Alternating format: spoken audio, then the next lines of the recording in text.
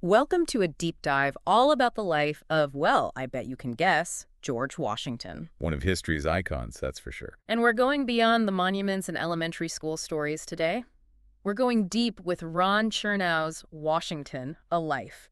It was a request from a listener. Excellent. Love to dive into this one. I think it's easy to forget how much the world he lived in shaped Washington. I mean, colonial Virginia, right? Social standing was everything. Oh, absolutely. It was everything. Every detail, every choice. It was all about projecting a certain image.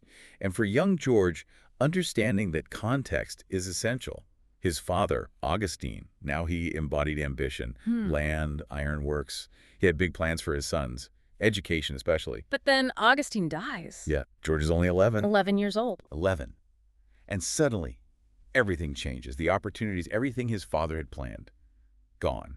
Wow. Imagine that impact.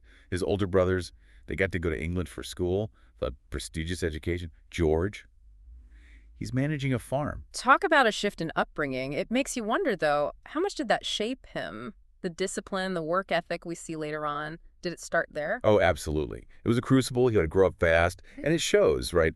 We often hear Washington described as reserved, stiff even. Not exactly the picture of a charismatic leader. Not really what you'd think of, no. And that's where it gets interesting. Washington wasn't known for rousing speeches. He commanded respect differently, through his actions, his demeanor. He had this quiet determination about him. Presence over personality. Exactly. But then you look at his early military career, and it's like a different side comes out, especially during the French and Indian War. He was impulsive, even reckless at times. Interesting. What was it like for him serving with the British Army back then? It was complicated. I mean, you have Washington, a colonial officer, a higher rank, forced to salute lower-ranking British officers simply because of their rigid hierarchy. I can only imagine the frustration. Oh, absolutely. And he saw firsthand the consequences of those decisions, the inflexibility of the British leadership, the disastrous campaign with General Braddock. Yeah. That was a turning point. He showed real bravery in that campaign, though. Oh, without a doubt. Incredible bravery. But you also see strategic missteps, even moments of ruthlessness. It's in those experiences that you see his leadership developing. He was learning to balance strategic brilliance with ambition, which, let me tell you, is a theme that comes up again and again. It's interesting. We often picture him as this stoic general, but then there's his personal life. His marriage to Martha Danbridge Custis, it kind of humanizes him, doesn't it? It does. It shows a different side of him entirely. Martha, she was warm, social, the life of the party, really, and she had this amazing ability to make everyone feel at ease. Complete opposite of Washington. A study in opposites attract. Maybe, but it wasn't a fairy tale romance. It was complex. She provided a stable and loving home. But if you read his letters, there are hints of something else, unrequited feelings perhaps, particularly towards the Fairfaxes. Intriguing. So far, we've got Washington, the ambitious young man navigating a world of power, the military leader forged in the fires of war, and the husband experiencing the ups and downs of love and marriage. Who knew? And it's easy to forget he wasn't exactly a picture of health, was he? No, not at all. Throughout his life, all sorts of illnesses plagued him. Dysentery, malaria, constant tooth pain. Oh, I can only imagine. It makes you realize, behind that stoic exterior, there was a human being dealing with real physical struggles. Leading armies and shaping a nation while battling, well, everything. It's remarkable. Resilience, that's a word for it. Definitely. So we have Washington, ambitious, reserved, driven, private. How do all those pieces come together when he's thrust into leadership during the Revolution? That's where it all kind of crystallizes, doesn't it? The experiences, the contradictions, they all collide. And he wasn't exactly gung-ho to become commander-in-chief, was he? No, not at all. He hesitated. The sheer weight of it all. Understandably. I mean, talk about pressure. The Continental Army was up against a superpower. Yeah. It seemed impossible. But that's the thing about Washington. He had this ability to build something from nothing. He molded that army. He did. And instilled discipline, inspired loyalty. They faced shortages, infighting, the constant threat of being completely wiped out. He wasn't a military genius, not in the traditional sense, but he understood people. He knew how to motivate them, to unite them towards a common goal. It was about more than just winning battles. Oh, absolutely. This was about forging a nation, bringing together people from all walks of life, all backgrounds, and uniting them under one vision. And he knew his own behavior, his commitment. It was crucial. He couldn't afford to falter, not publicly. Right. And you see that so clearly when you compare him to someone like General Charles Lee.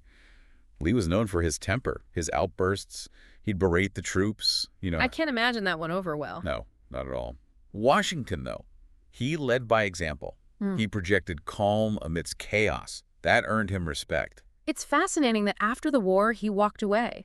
He could have easily seized power, but he chose to step down, go back to Mount Vernon. A pivotal moment for the young nation, wouldn't you say? Here's the world watching, wondering if this experiment, this democracy, could actually work. And what does Washington do? He shows them what it means to serve the people, not personal ambition. He cemented his legacy in that moment. Absolutely. Became a symbol of Republican ideals, which I think is a concept we've kind of lost touch with today. It's true.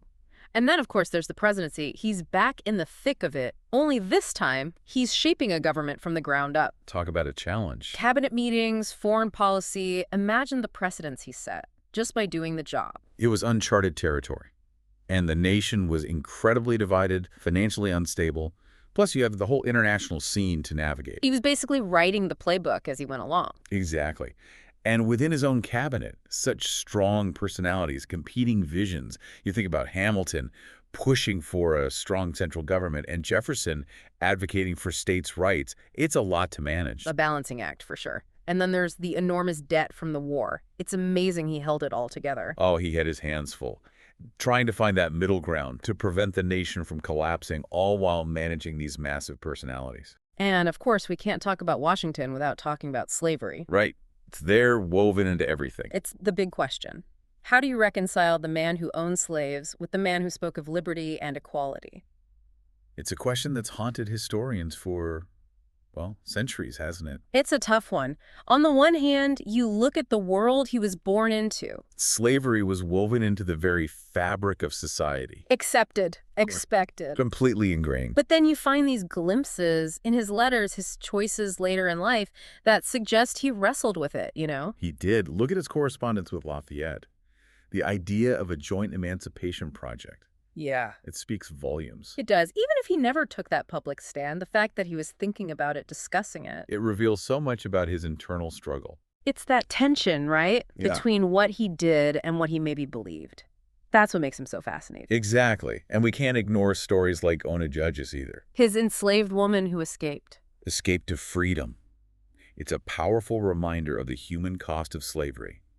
And it forces us to confront the reality that Washington, a champion of liberty, was also participating in a system that denied that very liberty to others. It complicates the narrative. It does. It reminds us that history is messy, that even our heroes were flawed, capable of great things, but also capable of perpetuating terrible injustices. So where do we go from here? How do we reconcile all of this? That's the million-dollar question, isn't it? And I don't think there's one easy answer. No single interpretation that captures it all. It's about digging deeper, though, right? Absolutely. We have to understand the context of his time, acknowledge both the remarkable achievements and the deeply troubling contradictions. Only then can we begin to truly understand him. It's like that saying, history is written by the victors. We tend to gloss over the tough stuff, the parts that make us uncomfortable. We do. But those complexities, those contradictions, that's where the real insights are. That's where we find the human being beneath the legend. It's about acknowledging that human beings are messy. Exactly. Our stories are full of contradictions, compromises, moments of brilliance, and, let's face it, moments of deep disappointment. And in Washington's case, those contradictions are kind of inseparable from the story of America itself. Right. A nation founded on these ideals but struggling to live up to them. So if we want to understand him, we have to embrace those complexities. No more hero worship, just clear-eyed assessment. A man of his time, but also a man who helped shape the future. Exactly. And that's the power of these deep dives, isn't it? We peel back the layers, uncover the nuance, and hopefully we learn something about ourselves along the way. That's what it's all about. So to our listeners, keep questioning, keep exploring, and most importantly, keep seeking those deeper understandings. Here, here. Until next time.